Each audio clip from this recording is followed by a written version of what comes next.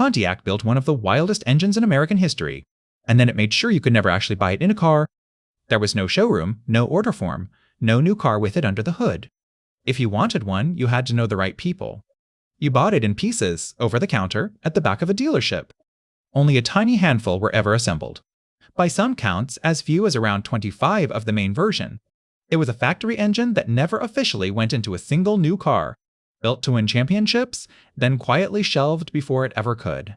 This is the story of the Pontiac Ram Air 5, the engine you could never buy in a finished car, and the war that ended it before it began. To understand it, picture America in the late 1960s. The horsepower war was at its absolute peak. Every American carmaker was fighting to build the fastest machine on the street. More cubic inches, more power, bigger numbers every single year. Young buyers wanted speed, and they wanted it cheap. Detroit was happy to give it to them. And right in the middle of this war stood Pontiac. In the early 60s, Pontiac had been the boring brand. Sensible cars for sensible families. A group of young engineers decided to change that completely. One of them was a sharp, ambitious engineer named John DeLorean. Yes, the same DeLorean who would later build his own famous car. At Pontiac, he and his team had a rule-breaking idea.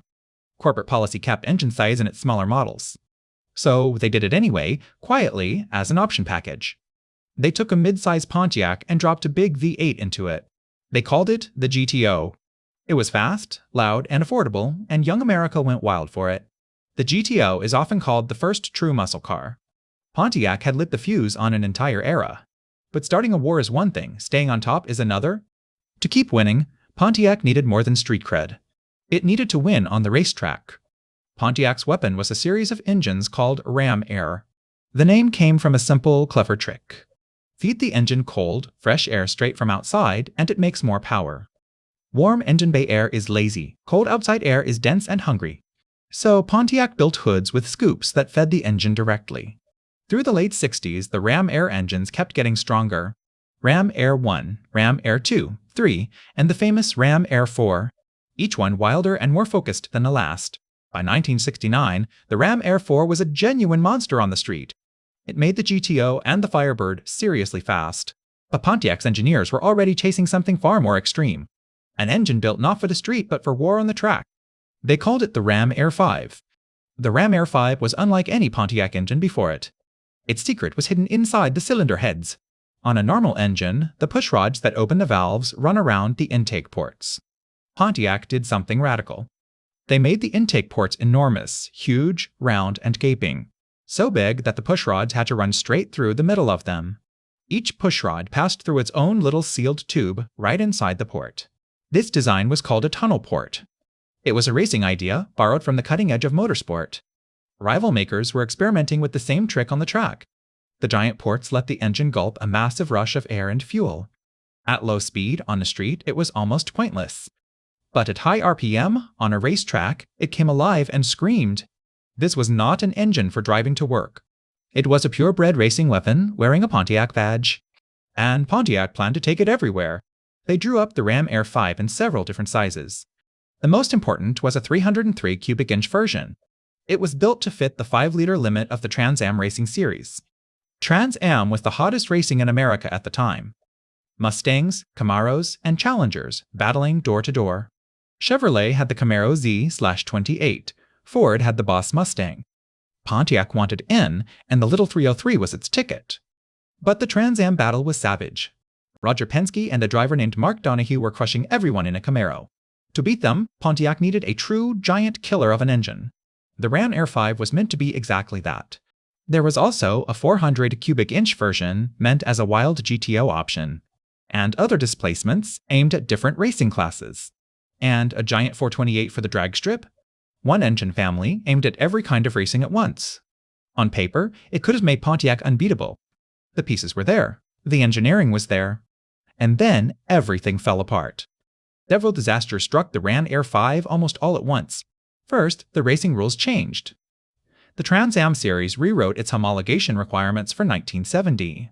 Suddenly, the path the engine was built for got much harder. Second, a key supplier collapsed. The company that made the special heavy-duty connecting rods went bankrupt. Without those rods, the engine could not be built in real numbers. And third, and biggest of all, the mood at the top had changed. By 1970, the bosses at General Motors could see the end coming.